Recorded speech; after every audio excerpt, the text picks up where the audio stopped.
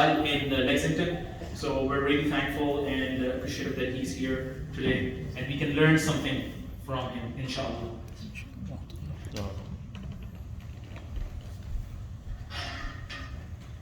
Assalamu alaikum wa rahmatullahi wa barakatuh. Peace, blessings, and mercy of Allah subhanahu wa ta'ala be upon you all, upon us all, inshallah, as we come together from different parts of the state for the pleasure of Allah subhanahu wa ta'ala.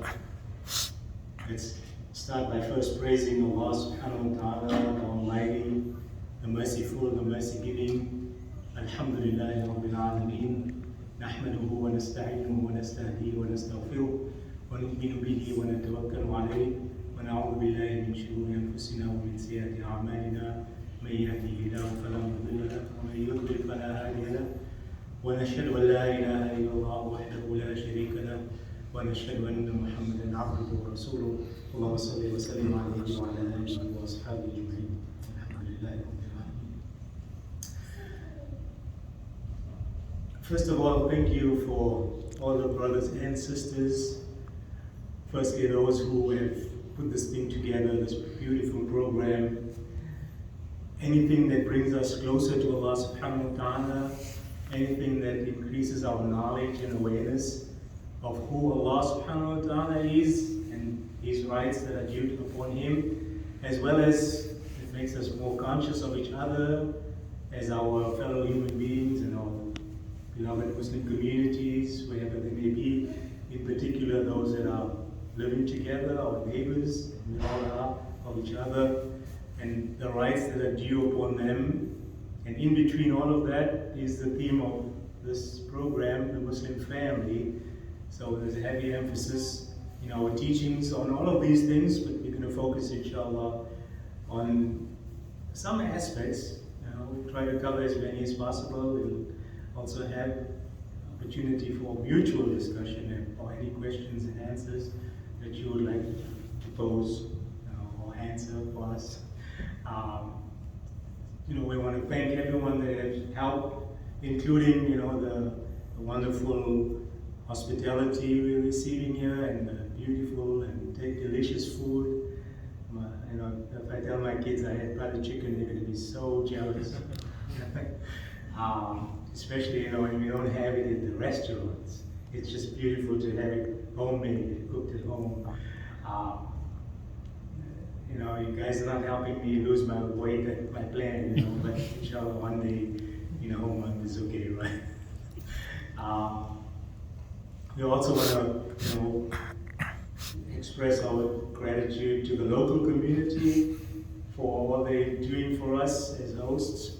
And there's a beautiful hadith of the Prophet ﷺ that man kana yu'minu billahi wal yawmil akhir falyukrim dayfa. It's just part of our nature, our culture as Muslims, part of our nature as human beings. We don't want to fight that fitrah, as one of our teachers say, you fight your fitrah, you lose. So that fitrah means that innate quality that Allah has given us. And the hadith says you don't truly believe, you're not really a good believer. In other words, you're not a good Muslim too, right?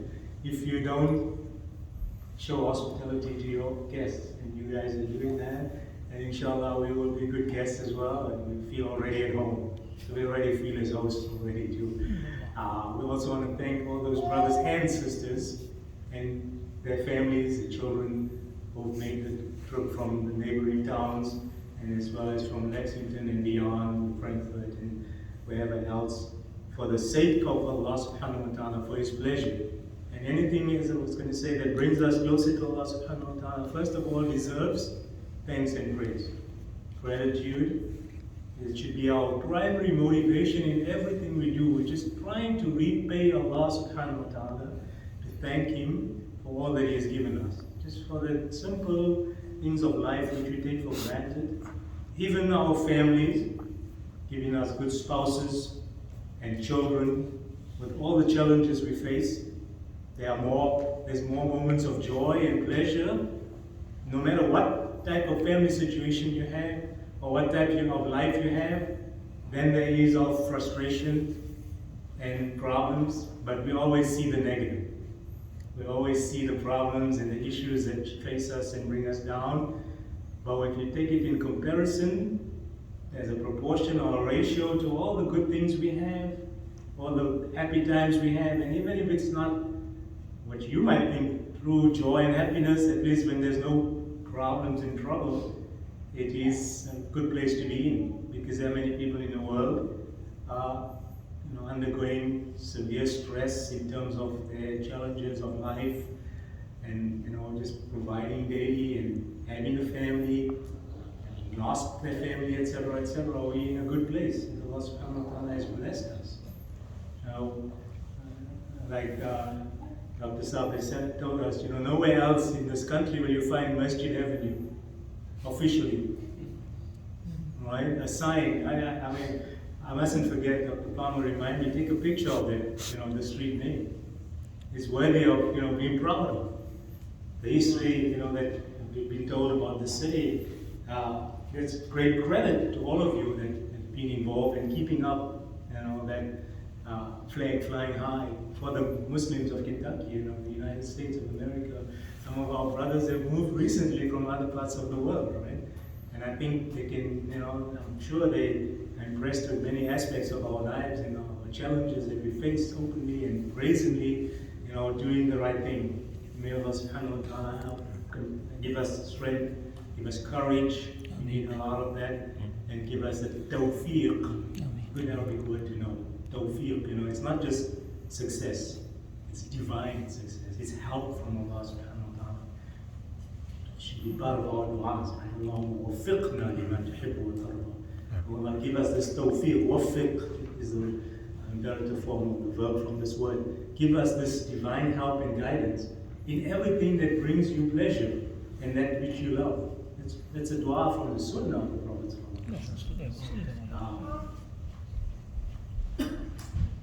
My phone is buzzing. I hope it's none of you trying to tell me something. It's probably my kids, right? So, if you guys have questions, don't be shy to ask directly. Or if I make a mistake, then the shaitan is involved in that. So help me to defeat shaitan. If I say something by mistake, if it's wrong, we're all human beings. We actually must start. We will talk, inshallah, about the prophetic family or the family of the Prophet ﷺ, more about the history. And I don't want to say it's theory. It was a real, practical, experience in the life of human beings. It might be a long time ago in a different part of the world. But because Allah subhanahu wa ta'ala tells us, لَقَدْ كَانَ لَكُمْ فِي رَسُولِ اللَّهِ أُسْوَةٌ حَسَنَةٌ in Surah Al-Ahzab, chapter 33 of the Quran, Allah subhanahu wa ta'ala tells us, and when a verse of the Quran starts with qad or laqad, it's emphatic, right? It means that pay attention. And it's nothing that you can dispute. It's clearly, there to be seen that it's a reality that you cannot doubt even. لَقَدْ كَانَ لَكُمْ فِي رَسُولِ اللَّهِ أُسْوَةٌ حَسَنَةٌ. Indeed, for you in the Messenger of Allah is a perfect role model, a good example in every aspect of his life, including in how he interacted with his family. He came as the last messenger of Allah subhanahu wa ta'ala sallallahu alayhi wa sallam. He came with teachings, but he was, in our modern English, he walked the walk too, right? He didn't just talk the talk. It's easy to talk the talk, one of the benefits, but also, one of the challenges we face as imams, right, is that we do a lot of talking. And I would rather be in this position, though it has a lot of responsibilities and duties, than say be a college professor or working somewhere else. It's because it puts a heavy emphasis on me also to, like I said, walk the walk, right? I can't just preach and teach, but I don't practice it. So, it's a difficult position to be in, but, it's a good challenge. I can't, stand on the mimbar and say, don't do this, and this is haram, and this is disliked, but I do it myself in my personal life. And that's how we should look, every individual, not just as our community leaders or anyone, every individual should be saying the same thing. Because we are teaching our children stuff. We are telling them do this or don't do that, establish a daily prayer. You know, Brother Walid, mashallah, recited for us from Surah Luqman as he interacted with his son and telling him about the responsibilities and duties towards Allah, towards your parents or his parents, and towards this community around us, because that's the crux of that part of the surah, right? Why did Allah subhanahu wa ta'ala record it in the Quran for us? You know, there's questions about who Luqman alayhi salam was, in history, and there's discussion in the books of tafsir, but the bottom line is what he told his son is recorded for posterity in the Quran till the end of time. But why is it there? It's there for us to take admonition, to take heed, for us to pay attention to and apply, because that's the ultimate message of the Quran. What you read in this book, what you study, what you hear from it, how is it going to affect your life? How are you going to use it in your life? So Allah subhanahu wa ta'ala says, come to good, invite to good. You have to start with oneself. And so the hadith of the Prophet ﷺ is كُلُّكُمْ رَاعٍ وَكُلُّكُمْ مَسْئُولٌ عَنْ رَعِيَّةٍ. And often you hear this hadith. All of you are shepherds. All of you are responsible for your flock. As a metaphor. And all of us have some position of leadership, some position of authority. Everyone, it might even be an older sibling for a younger sibling. You may only be 12 years old, but you might have a younger sibling. You are in that position of being a ra'in, a shepherd, the word the Prophet used. In other words, you might be dealing with someone else who's, it's like indifferent. Like an animal might be, when you're dealing with the sheep or goats. It's like indifferent. You can tell me to go in this direction, I might want to go somewhere else. It's challenging. That's why you find most of, if not all of the prophets of Allah had to get some kind of training as being shepherds, including Prophet Muhammad.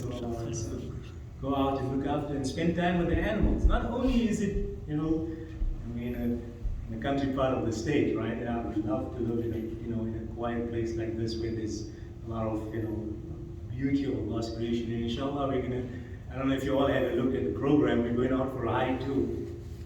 So I hope you had enough to eat. And we want to observe everything that's happening around us as well, every day in our life. Even if you're just driving for Fajr and you don't notice, like this morning, right? The moon is in its final stages of waning. Right? It's the end of the Islamic month. That's what it's telling us, right?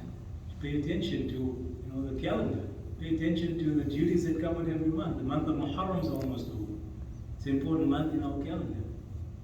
Even if we neglected it, it's a month of Allah subhanahu wa ta'ala. Many of our scholars also said it's a month of the Quran, besides Ramadan itself, for different reasons. So everyone is a leader. One of our young brothers who, is trying to help the community in Lexington, in one of our youth programs on Saturday afternoon, made an important point, and one of the sisters asked him, what motivates you, or, can you tell us a little bit about, how you've reached this position, where did you study, memorize the Quran, I think in Michigan, and, what's your plans? And one thing he mentioned, very profound, he said, I want to be a shepherd and not part of the sheep. And that's what every Muslim should say. I want to be a leader, not a follower. Yeah, we are followers, of course. We are followers of Allah subhanahu wa ta'ala, the messenger of Allah. We obey them unquestionably. Right? وَأَطِيعُوا اللَّهَ وَأَطِيعُوا الرَّسُولَ. The verb أَطِيعُوا is repeated for the messenger of Allah. In this ayah, يَا أَيُّهَا الَّذِينَ آمَنُوا, O you who believe, أَطِيعُوا اللَّهَ. Obey Allah, وَأَطِيعُوا الرَّسُولَ, and obey His messenger. But the next group of people mentioned, he didn't repeat the verb. وَأُولِي الْأَمْرِ مِنْكُمْ. أَطِيعُوا is not mentioned for him. Because those who are in charge of our affairs, أُولِي الْأَمْرِ, whether it's political, social, cultural, religious, anyone who has authority over you, it falls in that category. They could be wrong in what they're saying or doing. They could ask you to disobey Allah. Then you don't have to obey them. That's why the verb is not repeated. But for Allah and His Messenger, sallallahu alaihi wasallam, we have, no question of obeying and following the example of the Prophet ﷺ. And we have no doubt that whatever he brought for us, as long as we've authenticated it, is the best way to go forward, including in how we want to bring up our children, how we interact as fathers and mothers, husbands and wives, parents and children and siblings, etc. We always talk about how can we strengthen our communities. We take a step back, how the communities get stronger, when families are strong, when families are united on a common basis, right? And what unites us, what has brought us all together here? Not just from different parts of the state, but even, ethnically speaking, from different parts of the world. Some of us were born in this country, right? But our parents or grandparents or great-grandparents come from somewhere else and came to this country. What brings us together? What unites us? The deen. If it wasn't for Al-Islam, I don't think we would have even met each other. Someone from Kosovo, someone from Bangladesh, someone from Africa, Asia, Middle East. That's the beauty of Islam. That's something that outsiders look at it, right, Brother Josh? Some people look at it from outside and they're jealous about this fact that Muslims can be so strong and united and have this bond, this brotherhood, that you don't see elsewhere. I think it was Martin Luther King that tried, when he was talking about racial division in this country, he said, you want to see when America is most divided? As we were driving here, I was thinking about it. Then just look at the churches on Sunday morning. Just look at the ethnic groups in those churches. They're racially separated. Maybe you see a little more integration now, right? Not still so much like you see in the masjid. And we can add to that. It wasn't part of his statement. Some people may have said it also. But when you want to see America most integrated, go to a masjid, go to a mosque, Friday at lunchtime. Walk into any masjid. I'm sure the case here as well, right? Especially in the larger cities. You'll see people from all over the world, every ethnic group, right, that you can think of, or most of them at least. What brings them together? It's the beauty of Islam, its teachings. This call by Allah subhanahu wa ta'ala that we all responded to. This role model that we find in Prophet Muhammad sallallahu alaihi wasallam, that no matter what aspect of his life. Why are some of us wearing kufis?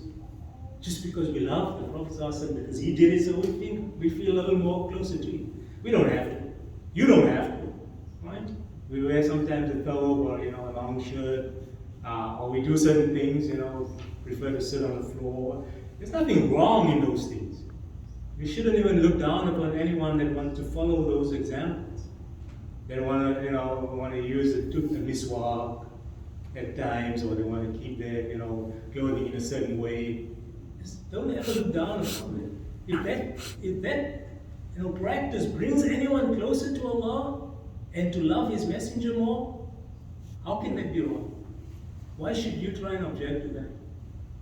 Yeah, we have choices. We have choices, and there's nothing wrong in wearing a shirt and pants, or not having a kufi, right, or a topi, or a head covering. There's nothing wrong with that. It's not required, but anything you do in life, if it raises you up, your spirituality, if it makes you what you could say a better person, a better Muslim, takes you closer to Allah subhanahu wa ta'ala, and it's sanctioned within the deen, or it's given that you've given the freedom to go in that direction, why not?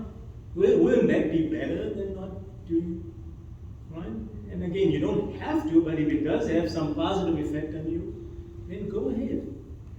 And often we forget, and maybe we've been reminded after growing up or moving to this country, of how important freedom is.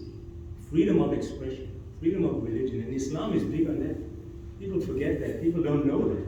Outsiders think we restrict. We're so restricted. We have little choices. But honestly, we just said compare the good you have to those that we don't have, the bad things we have. Compare the halal things, permissible things, to the ones that are not permissible. We have so much more that's allowed for us to eat, to do, then that which we restricted has been totally forbidden or disliked. And then within what is allowed for us, and I'm talking about mostly non-ritual aspects, non-worship, we have so much freedom, right? How you want to go about living your life, what type of foods, how you want to eat them, how you want to prepare them, how you want to dress if you fulfill the Islamic code of dress, what colors you want to choose. It's a lot of freedom for you. We shouldn't feel restricted. We should feel, that we've been blessed with the best blueprint, the best prescription of how to live our lives. And sometimes we feel some of these things may be restrictive or a burden, but it's really not. It's there for our good. We just don't see the benefit yet. We don't see the blessings that come with it.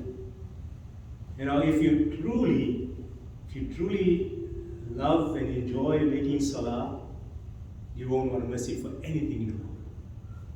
But if you haven't reached that stage, you haven't passed that threshold, maybe you're still struggling with 5 times a day, then you won't see that, where it just appeals to you that no matter what time of the day, if I can squeeze in a few rak'ahs or it's time for prayer, you will never miss it for anything in the world.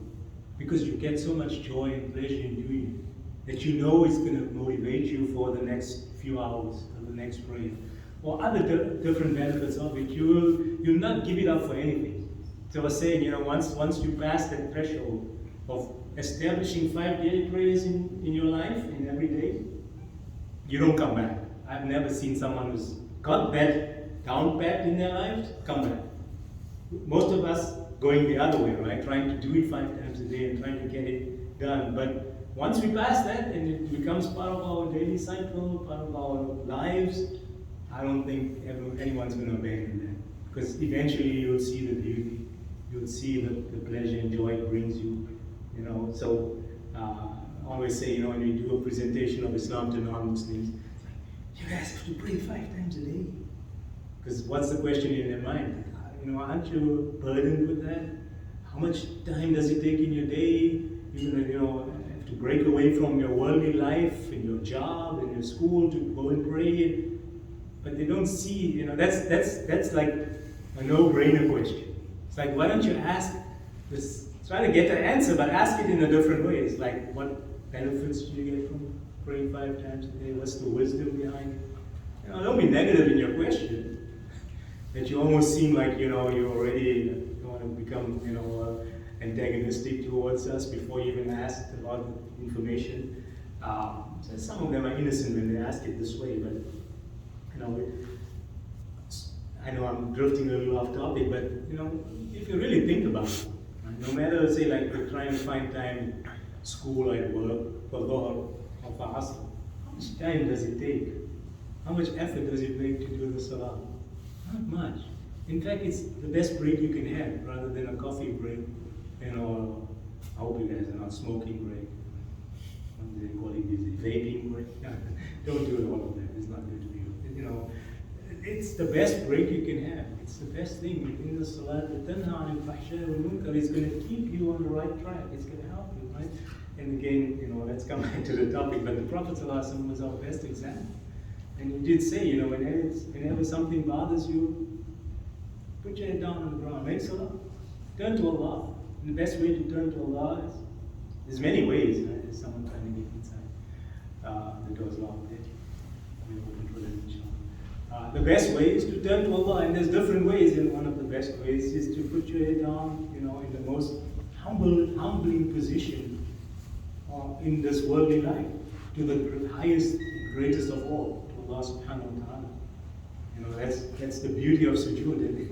When you put your head down in that way, in a special place like a masjid, or in a special room you have, maybe you're part of your room at home, and certain times of the day, especially, or night, it's something that you can't find anywhere.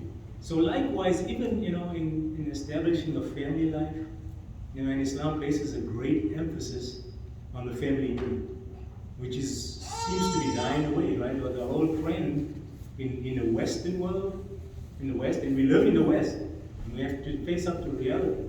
And we have to be careful that as Muslims, we don't fall into these traps these agendas that are taking people away from that fitrah, this fitrah that Allah subhanahu wa ta'ala has created in us in a special way where we are full of goodness.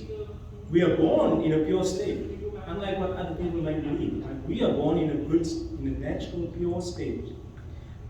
We need that nafs, that soul, to express itself in the way it wants to.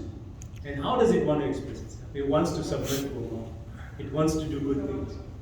So when you're doing things that are not in accordance with the teachings of Islam, you're going against your soul.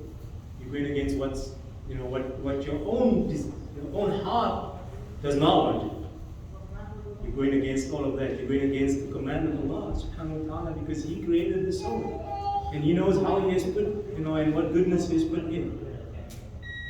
Also, when you think about how Adam alayhi salam was created, and we always refer to it, just saying on Friday's khutbah, quoting an ayah from the Quran, we created you from, actually the ayah was, those who do good, be they male or female, and they be believers, right?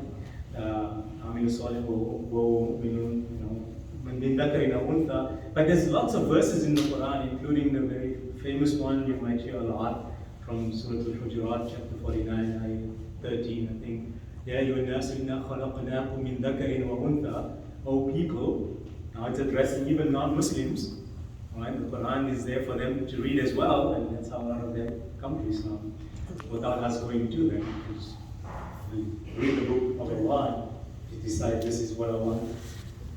We created you from a single male and female. And if you think about it, for 1500 years the Muslims were reading these words, and now these words are becoming more and more relevant in the life and the times we live. Because now they're saying there's, umpteen number of genders. But Allah tells us there's only two genders. There's a male and a female. Alright? And there's, so we have to be careful of this transhumanist agenda that's there, and especially that is a big challenge for our children when they go to school. Or, just being exposed to everything around them, whether it's through the social media or, TV and movies, etc., etc. If we're not countering all of that at home, in our own, interaction with the kids, then we're going to be fighting a losing battle. And so where do we find our guidance and our inspiration? In how the Prophet ﷺ taught and lived his life with his family. How did he interact? Right? So you need to know a little bit about the history. It's always good, right, as a starting point. The Prophet ﷺ himself, for most of his life, he was married to one woman. The first person who accepted the message of Islam after him, the greatest support he had, moral support, spiritual support, even financial support, Khadija al-Kubra radiyallahu anha, Sayyida Khadija bint Khuwaylid, the wife of the Prophet ﷺ from the time he was 25 years old and she was older. And as some people tell me, when you're in love, age doesn't matter. Right? But she was 15 years his senior, so she was about 40 when they got married. And in the times we live, the different sensitivities and sensibilities, some people feel, well, if a woman has reached 40, she shouldn't have kids, and it's difficult. Khadija had children with the Prophet ﷺ after that age of marriage.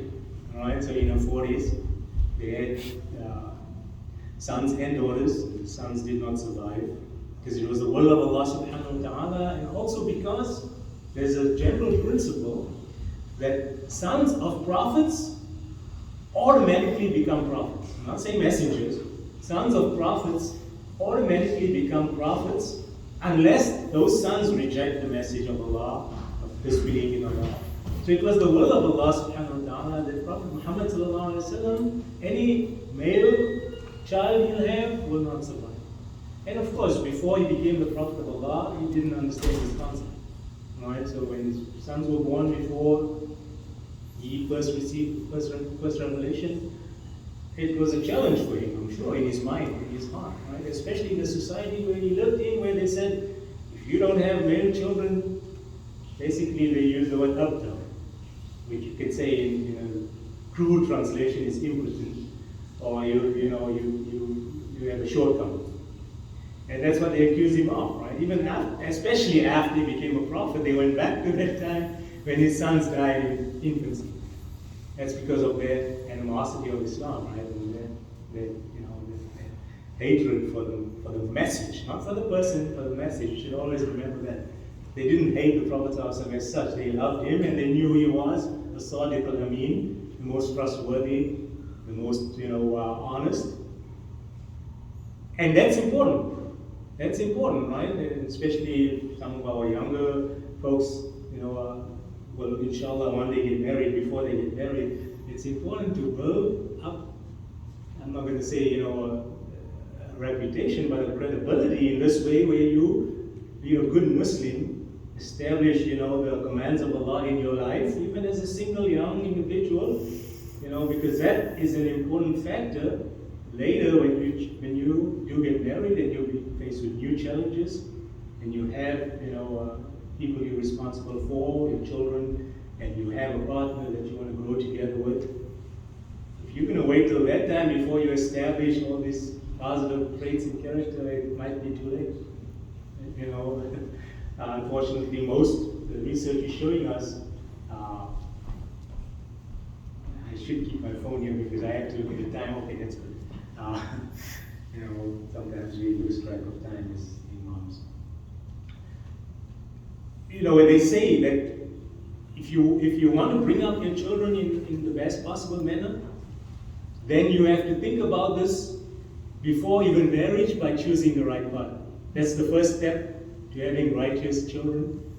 It would start before you get married, because you have to choose the right partner. Now, I didn't say you choose the right wife only as a man, but even the sisters will be looking for a good husband, because it takes, in Africa we say it takes a village to raise a child, because they're so closely knit, right? It's a statement with a lot of wisdom, but let's say in our situations, this applies too, but specifically, it takes both a father and a mother to raise a child, and the Prophet was the best example, right? So when you go back and you find, he had children in his home. He had 4 daughters that survived, that survived him, of course, or that survived, until an older age, I should say, to be more correct. Some of them passed away in his lifetime, and Fatima after he passed away, about 6 months after, actually. So he had all those challenges, and sometimes, when we read the Sunnah and we read about the biography, the seerah of the Prophet, we don't focus in on the aspect of what happened inside his home. A lot of the seerah, biographies of the Prophet is focused on what's happening outside his home. All of these, different episodes in his life with his companions, and going out into jihad, into battle, and how he sent messages to others or went to a da'wah. What about inside his home? Not so much has been written in the seerah, but you have to actually find in certain books, and in books of hadith especially, you go back and you find how he himself, the Prophet ﷺ, assisted inside the home, and take care of his own affairs as much as possible. Even if he had to sew a stitch or fix his clothes in cotton, he did it himself. He would get milk from the animals himself. It's something that we don't pay attention to. It's like sometimes earlier on, when the kids were growing up, people used to ask me, so why don't you ask your kids to do this for you? Like, you go back to the kitchen and you get a glass of water for yourself. You can just tell the kids to do it. Yeah, I can, I should. That's a good way too, right? I'm training them, in a certain way to be obedient to the parents, to look at, figures of authority in their life and interact with them in this positive way and not be lazy. But there's also that aspect of, being independent, showing them as well, that I can be there of assistance to my spouse, that they should be They are watching. They're learning just by watching. So what we do in our homes, without instruction, without saying anything, is actually the biggest component in their upbringing. Wow. What they see, not what they hear, what they see. And they, at a certain age, most of them, day is spent inside the home. And then they go out to school, and then part of the day is spent outside the home. But they still come back, right? So what they observe in the home and outside is that the most of their education, if you can call it that, or their tarbiyah, their upbringing, Islamic upbringing, comes from observation.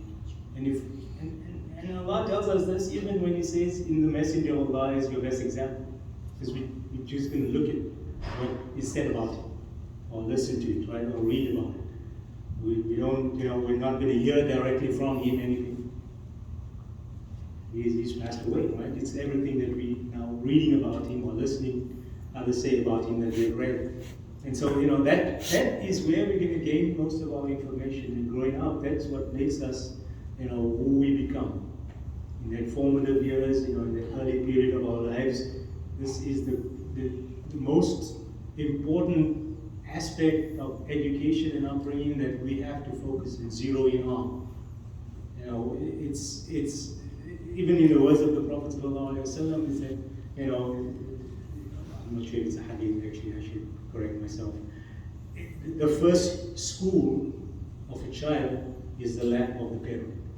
Mostly the mother, because when the child's very young, they need the mother more than they need the father. But the father's there, right, to give support to the mother, always, right? So that's the first school they go to. It starts at a very early age. It's not 6 years old. It starts from when they're born. Even before, many of our medical studies and research is showing what can happen inside a womb and how it can be influenced, the baby in the womb, by certain factors outside. The mother's under stress, for example, because of family relationship. Or what the child in the womb might hear through the womb. That's why some parents, expectant parents, put some Quran on, right, for the baby, not so much for themselves. Say that's a good thing, right? Quran is always a good thing, right? So, the Prophet ﷺ had these challenges. And then you might say, well, what about boys? Okay, they passed away. And how the Prophet ﷺ understood later in life or accepted that the boys will not survive. He had one more son later, much later in life, Ibrahim. Allah anhu passed away as a baby. As soon as he was born from Maria, one of his other wives, the Prophet ﷺ knew that this boy will not survive. Because he was going to be the last messenger of Allah, Muhammad sallallahu alaihi wasallam. There would be no sons. But daughters, no problem, right? Because daughters cannot be messengers of Allah. They can be teachers, they can be leaders, they can, guide the ummah like Aisha and other, Fatima and others, females in the household of the Prophet ﷺ and beyond, but they could not be prophets and messengers of Allah. No matter what some feminists might say, it's a different topic. That's not good. So, the Prophet ﷺ showed, so some people might say, well, what about, bringing up sons? Let's not forget the Prophet ﷺ took Ali, radiallahu anhu, salam, into his own home, right? Took him and helped his uncle, Abu Talib, who was the father of Ali, Sayyidina Ali, and he brought him up in his home, right, as a son. He had, later Anas ibn Malik, whose mother was, I think, the most intelligent woman, from among so many. What makes her so smart? It's like, she just came to the Prophet ﷺ and offered, say, keep my son in your home. He's a boy of like 10 years old. Keep him here, let him do whatever you want him to do. Let him just be there for you if you need any help or anything. And the Prophet ﷺ, and this is the important thing that it's hard to practice with our own children. The Prophet ﷺ never said no. Except if it was to disobey Allah. Anybody asked him something, the Prophet ﷺ wasn't a guy to say no, wasn't a person to say no. He would accommodate them in some way or another. He's not going to turn away the mother of Anas ibn Malik and say, sorry, can't do it. So she already knew he'd say yes. Then she knew this is the best quality education she can give this child by just leaving him in this home. That's all. Because all he's going to do is observe. And that's what he did. He observed, listened, recorded the hadith for us, transmitted later in life. Alright? Became one of the most prolific narrators of hadith. But it was all due to what his mother had, the plan she had. Beautiful plan. You know, she's not giving enough credit for that. And so the Prophet also had, boys and girls in his home. And we don't read enough about it, but you can only assume, since he was the best of Allah's creation, that he was doing a perfect job. He was doing the right job. And how do we know if a job is successful? We look at the results, right? The success at the end. We look at the end product. And if you look at the end product, what do you see? In people like Sayyidina Ali, in the daughters of the Prophet, in Anas ibn Malik, in all those others that interact with the Prophet. How he conducted himself with even the children in the neighborhood, in the community. We are so far from that. When the Prophet met a little child, the Prophet would bend down, kneel down, look them eye to eye at the same level, speak to them, greet them. We don't do those things. We think it's not important, but he considered it major. Everything that that would bring a positive outcome for the Prophet was top on the agenda. Those are important things. And so we have the best example. And if we don't know what it is, and I'm only giving you snippets, right? The onus is on you guys to go and find out more, read, and try to ask around or study. We live, like someone said, we live at a time we have so much access to information, just even YouTube videos of scholars and websites and social media accounts of imams and scholars. We live at a time when so much of this is available, but the paradox of life is what? So few people are gaining the information and the benefit, are going there. There's so much out there, but very few people are benefiting from it. Truly, besides those 30-second TikTok videos that are more about laughing than learning, right? I'm talking about the real information about deep. I get afraid that sometimes I go on YouTube and I watch, a scholar from Morocco or from, wherever in the world, or from England or the USA, and I just get stuck into it, listening to his talks or, this duruus or something, and I just want to follow up with a 15-minute talk, and then there's YouTube's too smart, they know what you're looking for, the next one's just ready to go, same guy, different topics, how much time can you spend there, right? I mean, I have duties in life, but there's so much available. And so, I want to leave some time for question and answer, but inshallah, we'll come back after our little, we'll do salah, we'll go for a hike, we'll come back and we'll have a discussion of how it affects you individually, your families, the challenges you face, the obstacles, some of the solutions, especially in the context of 21st century Muslim American life. We want to address some of that as well, inshallah. But if there's any questions, I know some of the sisters are downstairs, but if they, if they want to bring out the question or send it out. I've sent or they can message if they right. have any. Sure. Anybody else? I mean, if there's anything else that I should have added that's important, or any observations you want to make, or you want me to elaborate a little more on any of these different aspects. So, Surah Luqman that Brother Wali read is very, very important, and mashallah, it's a beautiful voice. Actually, I use this word 3 times today, jealousy. I'm a little jealous, how he recites Quran, but there's no harm in being jealous. The Prophet said in two different things. If someone has knowledge, and even reading the Quran requires knowledge, right, of tajweed and that, and they spread it, they share it, you're allowed to be envious of that person. And someone who has wealth and spends it in the path of Allah, helps to upkeep the masjid, spends it, for the poor and needy or other projects, you're allowed to be envious of that. Only in the sense that you also want to, inshallah, one day get to the same point. Not that you want them to lose what they have. That's not how we are, as when we talk about this, that of envied. Hasad is the word used by the Prophet. It's a positive type of jealousy or envy, that you would like it for yourself while they still retain it themselves. Right? So people who have knowledge and share, or people who have wealth and share. So, Surah Luqman is an important part of the Quran. And the beauty of this part of the surah, just like all of us, we love Surah Yusuf. Why? Because it's all in one place, right? It's like, I love the story of Musa alayhi salam, to be honest. But I have to go in also different parts, Al-Baqarah, Taha, Al-Shu'ara, Al-Qasas, and elsewhere to find, the whole full picture.